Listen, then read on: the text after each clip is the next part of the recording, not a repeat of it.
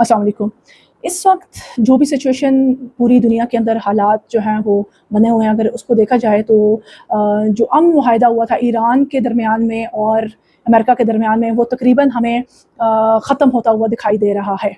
और इस मुआहिदे को ख़त्म करने का और इस मुआहिदे को आप कह सकते हो कि एक तरह से नुकसान पहुँचाने का जो सेहरा है वो सारा इसराइल को जाएगा। इसराइल ने दोबारा से बटन दबाया डोनाल्ड ट्रंप का, और डोनाल्ड ट्रंप ने फजूल किस्म के बयानात जो हैं वो एक्स के ऊपर दिए।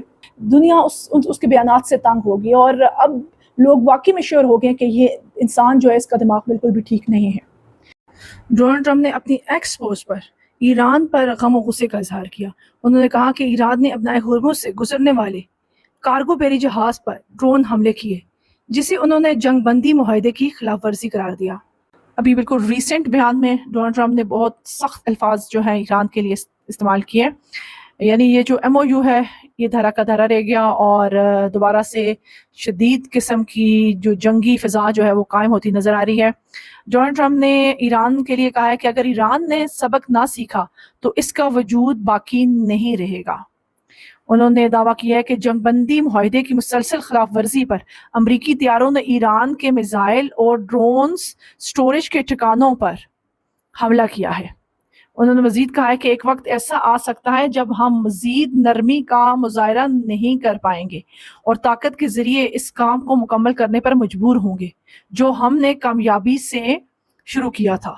दूसरी तरफ हम देख रहे हैं कि इसराइल और लेबनान के दरमियान में जो मुआहिदा हुआ है उसमें लेबनान की जो हुकूमत है वो, जैसा कि आप देख ही रहे हैं, आपको नज़र आ रहा है कि लेबनान की हुकूमत तो पपट है इसराइल का, नाजायज़ हिरासत का। तो ये पपट हुकूमत जो है, और इस समझ लें कि जैसे इन्होंने अपनी मुल्क अपने कौम का जो है सौदा करते हुए नज़र आ रहे हैं इसराइल के साथ। अब इसराइल में ज़्यादा करूँगी तो फिर मेरी वीडियो के ऊपर ये फिर से बैन लगा देंगे। कोई एक वजह तो नहीं है, क्या कहे, अब उसको फेक रियासत कहते हैं, उसको हम नाजायज़ रियासत कहते हैं, मुख्तलिफ नामों से उसको हम पुकारते हैं, क्योंकि जब भी हम इसके नाम लेते हैं तो हमारी वीडियो के ऊपर कोई ना कोई ऑब्जेक्शन आ जाती है। यानी कि बंदा हक और सच की बात ही ना करे। जब हक और सच की बात करेंगे तो इस किस्म के क्योंकि और तो ये कुछ कर सकते नहीं है, ये सिर्फ हमारी जो वीडियोज़ हैं या तो उसको रोक लेते हैं, उसकी रीच कम कर देते हैं, और या उसको डिलीट करवा देते हैं। तो सिचुएशन इस वक्त ये बनी हुई है कि जो जोसेफ ओन है उसने ये जो मुआहिदा है उसको लेकर इसराइल की पुश्तपनाही पर जो अपनी फ़ौज है उसको अपने ही मुल्क के लोगों के ख़िलाफ़ इस्तेमाल करने का प्रोग्राम है इसको। यानी कि वो हिज़्बुल्लाह को जो है वो गैर मुसल्लह करने की कोशिशों में है। लेकिन हिज़्बुल्लाह का बयान भी आ चुका है, उन्होंने कहा है कि वो किसी भी सूरत लेबनान के अंदर इसराइल को नहीं रहने देंगे। अभी हाल ही में इसराइल और लेबनान के दरमियान में एक मुआहिदा तय पाया। इस मुआहिदे पर दस्तखत होने के बाद मार्को रूबियो ने एक बयान दिया। उन्होंने कहा कि ये अमन की तरफ पहला कदम है। मजीद मार्को रूबियो ने कहा कि सबसे अहम बात सबसे पहले और सबसे बढ़कर यह है कि इसराइल जनूबी लेबनान के सिक्योरिटी जोन में मौजूद रहेगा। अब ज़रा गौर से सुनिएगा कि कहाँ कहाँ जो है इसराइल इस मुआहिदे के तहत मौजूद रहेगा। लेबनान के अंदर, जनूबी लेबनान के अंदर भी रहेगा, और फिर उन्होंने मजीद कहा कि ये एक बड़ी कामयाबी है और हम इसे तब तक बरकरार रखेंगे जब तक हिज़्बुल्लाह को गैर मुसल्लह नहीं कर दिया जाता। यानी इनका असल मकसद देख लें, हिज़्बुल्लाह को गैर मुसल्लह करना है, और जब तक वो रियासत इसराइल के लिए खतरा बनी रहेगी। नेतन्याहू ने भी कहा है कि इसराइल लेबनानी फौज को इलाके का कंट्रोल संभालने की तैयारियां शुरू करने की इजाज़त दे रहा है। उन्होंने कहा कि हम 2 यूनिट जोन्स जो हैं वो कायम कर रहे हैं, और ये दोनों IDF की सिफारिश पर मबनी है। पहला जोन, अब ज़रा समझिएगा, इसके ये जो पूरा मुआहिदा और इसमें 2 जोन बनाए जा रहे हैं। जो पहला जोन है मुकम्मल तौर पर सिक्योरिटी जोन से बाहर और दरियाए लेतानी के जनूब में है, और दूसरा लेतानी के शुमाल में। यानी कि लेतानी के जनूब और शुमाल को मुकम्मल तौर पर घेर दिया अब इसराइल ने। बुध के रोज लेबनान के सदर जोसेफ ओन ने बरतानवी पार्लिमानी वफ्द के दौरे के दौरान पायलट जोन्स की एक तजवीज़, जहां लेबनानी फौज को खुसूसी तौर पर कंट्रोल हासिल करना है। इन तमाम बयानात के साथ साथ हमें दूसरी तरफ जो है वो हिज़्बुल्लाह भी नज़र आ रहे हैं, और हिज़्बुल्लाह ने अभी बयान दिया है। उन्होंने लेबनान और इसराइल के दरमियान जो मुआहिदा है उसको भी मुस्तरद कर दिया है, क्योंकि उस मुआहिदे को मैंने आपसे शेयर किया कि उसमें तमाम जो फ़ायदा है वो सिर्फ़ और सिर्फ इसराइल को है, और लेबनान को सख्त नुकसान है और हिज़्बुल्लाह को भी نقصان پہنچانے کا پروگرام ہے اس میں.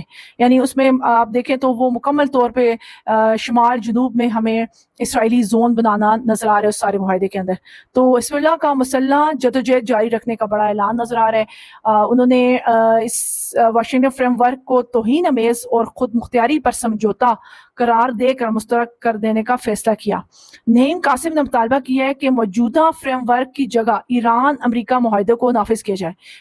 حزب اللہ جو ہیں وہ اس وقت ایران اور امریکہ کے معاہدے کا نافذ کرنے کا بول رہے ہیں کہ وہ معاہدہ صحیح ہے کیونکہ اس میں تمام جنگ بندی اور تمام بہترین چیزوں کا ذکر ہے، اس لیے وہ اس پر جو ہے وہ ان کا فوکس ہے، اور وہ کہہ رہے ہیں کہ اس پر زور دے رہے ہیں کہ اس معاہدے کو ہونا چاہیے. اور یہ جو ابھی ریسنٹ معاہدہ اسرائیل اور لبنان میں ہوا ہے یہ بالکل غلط ہے. علاوہ حزب اللہ کے جو سربراہ ہیں ان کا کہنا ہے کہ اسرائیل کا انخلا حزب اللہ کے ہتھیار ڈالنے سے مشروط کرنا سرخ لکیر ہے.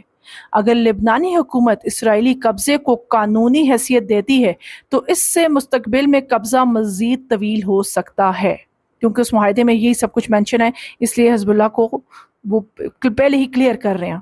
انہوں نے مزید خبردار کیا کہ مقبوضہ علاقے صہیونی ریاست میں ضم ہو سکتے ہیں، اس لیے صہیونی قبضے کے خاتمے کے لیے مسلح مزاحمت جاری رکھیں گے. کیونکہ میں نے آپ سے ڈسکس کیا کہ انہوں نے اس معاہدے کے تحت جو دریائے لطانی کے شمال جنوب سب جو ہے وہ لبنان نے اسرائیل کے حوالے کیا ہے. تو وہ یہی کہہ رہے ہیں کہ یہ سارے علاقے جو ہیں ضم ہو جائیں گے اس صہیونی ریاست میں. اس کے علاوہ نعیم قاسم نے لبنان میں جنگ بندی کے لیے ایران کے کردار کی تعریف کرتے ہوئے کہا کہ ایران امریکہ معاہدے نے لبنان کو ایک مضبوط کارڈ فراہم کیا ہے.